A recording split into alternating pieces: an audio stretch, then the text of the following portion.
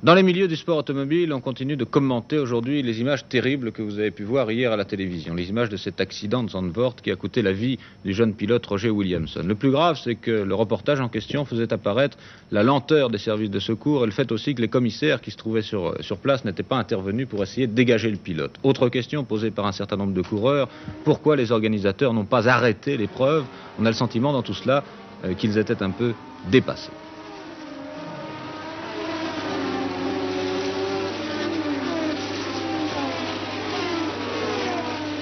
On a dépensé depuis quelques années des sommes considérables pour améliorer la sécurité des circuits, pour les border de glissières de sécurité, de filets de protection, pour améliorer l'état même de la route. On a également fait de très grands efforts pour améliorer la sécurité des voitures elles-mêmes, par exemple en les dotant de réservoirs déformables, de réservoirs d'essence en plastique. Et on a vu récemment encore à la télévision, à l'occasion du Grand Prix de Grande-Bretagne, à quel point ces réservoirs pouvaient être efficaces, puisqu'un carambolage monstre a mis en présence une dizaine de voitures et qu'aucune d'entre elles n'a explosé. Il reste néanmoins un paramètre fondamental où aucun effort sérieux n'a été fait d'une manière globale, c'est sur le plan de l'intervention, sur le plan des mesures de sécurité. On l'a vu hier à Zandvoort, les services de sécurité étaient manifestement insuffisants, les pompiers sont arrivés sur place, on le verra tout à l'heure sur l'image, beaucoup trop tard. C'est dans ce domaine-là que l'effort le plus considérable est à faire maintenant. Il appartient bien entendu à la Fédération internationale de l'automobile et à sa commission sportive de créer un corps international, un corps permanent de spécialistes du feu, de spécialistes de l'intervention, de la sécurité et même des communications, un corps de spécialistes qui se déplacerait de circuit en circuit chaque dimanche, qui irait quelques jours avant la course sur place pour former les pompiers, pour former les services de sécurité, pour former même les directeurs de course et leur permettre d'intervenir de manière efficace. Et puis, il y a une question que tout le monde se pose aujourd'hui, qui est de savoir si les pilotes eux-mêmes devaient s'arrêter. L'un d'entre eux l'a fait, c'est David Purley, que l'on voit sur ces images. Les autres ont continué de passer. Eh bien, à cette question, un pilote comme Jean-Pierre Beltoise, par exemple, répond, et sa réponse est assez convaincante. Il fait valoir qu'il arrivait sur les lieux de l'accident à 250 à l'heure, qu'une courbe suivait qu'il devait également aborder à une vitesse très grande. À cette vitesse-là, on fait à peu près 75 mètres à la seconde.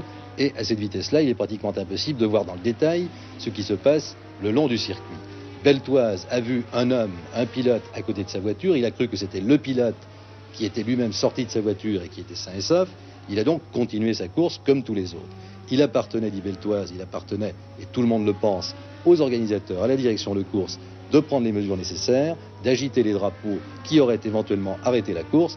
Et aujourd'hui, la plupart des pilotes disent qu'il fallait arrêter la course, mais c'était à la direction de cette course, aux responsables de le faire. Or, les responsables, manifestement, ont été dépassés. Sur l'accident qui s'est produit hier sur le circuit de Zandvoort au cours du Grand Prix de Hollande de Formule 1. Accident dans lequel, je vous le rappelle, le jeune pilote britannique Roger Williamson a trouvé la mort. Pour en parler, j'ai à côté de moi un pilote, Henri Pescarolo, que vous connaissez bien, et un commissaire de course, M. Monginou. Merci, messieurs, d'être venus.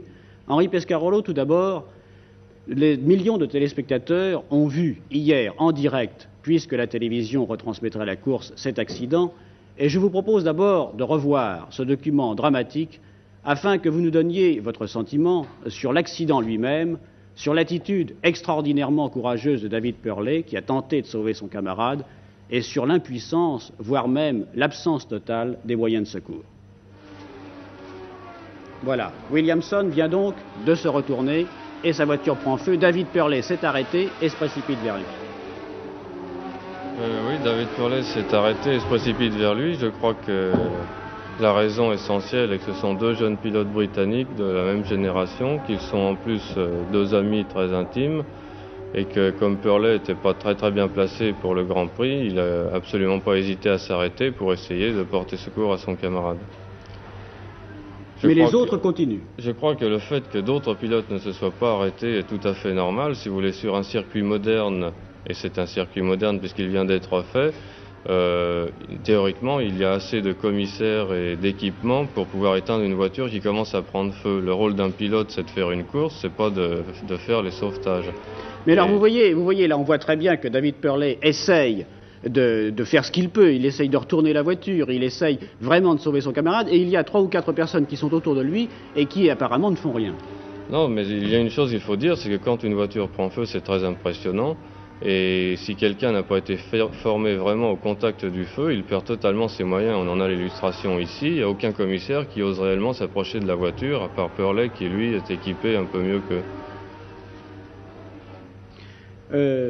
Henri Pescarolo, d'après vous, après les images que nous venons de voir, est-ce que vous croyez que Williamson aurait pu être sauvé si les secours étaient arrivés tout de suite? On ne peut jamais dire parce qu'on ne sait pas dans quel état était Williamson sous sa voiture. Peut-être il était déjà mort, je le souhaite pour lui. Mais en tout cas, ce qu'il est certain, c'est que si le circuit avait bien été équipé et si les commissaires avaient été efficaces, on pouvait éteindre le feu très rapidement. Parce que si vous l'avez vu tout au départ, le feu est très faible.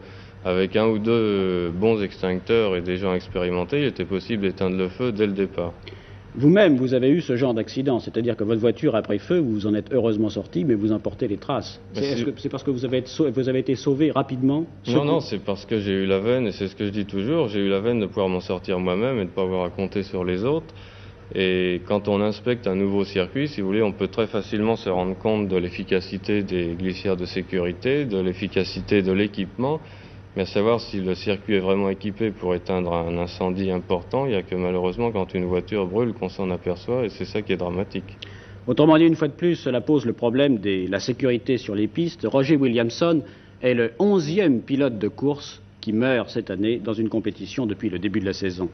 Monsieur Monginou, vous êtes commissaire de course. Dans le document que nous venons de revoir, vos collègues hollandais agitent des drapeaux, mais apparemment sont impuissants devant ce drame. Alors, quelles sont les fonctions exactes d'un commissaire de course? Qu'est-ce qu'ils auraient pu faire dans le cas présent? Comment devient-on commissaire de course? Un commissaire de piste est là pour faire tout ce qui est en son pouvoir, que la course soit sûre pour les pilotes. C'est-à-dire, d'abord un but de signalisation par l'usage des drapeaux, et ensuite, en cas de sortie de route ou d'accident du fait des voitures, d'une part de les signaler extrêmement vite et de prendre toutes les mesures qui s'imposent pour limiter les conséquences de cet accident, c'est-à-dire pour éviter que d'autres voitures viennent, percutent la voiture accidentée, etc. Ou dans le cas de Zandvoort, quand il y a un incendie, nous sommes prêts à intervenir. C'est notre premier réflexe, si vous voulez, quand il y a dans des courses de formule un accident grave, nous sommes tout de suite avec les extincteurs sur le lieu de l'accident et prêts à arroser la voiture. C'est ça, mais apparemment, là, à Zandvoort, il n'y en avait pas. Apparemment, il n'y avait pas d'extincteur, puisqu'on a vu David Purley qui a été obligé de traverser la piste. D'une part, il est venu très loin, est-ce qu'il a arrêté sa voiture? Il est venu très loin, il était chercher un extincteur avant que les commissaires de piste locaux ne réagissent. Ils ont peut-être eu très peur parce que quand on n'a pas l'habitude du feu, ça fait. Il y a beaucoup de commissaires autour de la piste, il y en a partout. Je ne sais pas. Enfin, par exemple en France. Ça dépend des circuits, si vous voulez, mais enfin pour une course de Formule 1, il y a une dizaine de commissaires par poste. Pour l'ensemble du circuit. À chaque poste du circuit. À chaque poste du circuit. À chaque poste du circuit. Oui. C'est un nombre minimum. Il a été prouvé que pour agir efficacement contre une voiture en feu, il fallait au minimum 4 commissaires à l'attaque en même temps. Et comment expliquez-vous que les pompiers aient mis 8 minutes pour arriver? Je pense que d'une part la voiture de pompiers était extrêmement loin du lieu de l'accident, peut-être coincée dans un parking, comme ça arrive fréquemment. On l'a vu hier dans le reportage en direct, il y avait une foule énorme au bord des stands de ravitaillement, ce qui est totalement anormal parce que ça pose un grand danger. Et d'autre part, la liaison n'a pas dû être faite et la direction de la course n'a pas dû envisager que l'accident puisse être aussi grave que cela. Parce que sans ça, c'est impensable que les secours mettent 8 minutes à arriver sur un circuit qui fait 4,9 km. Messieurs, vous êtes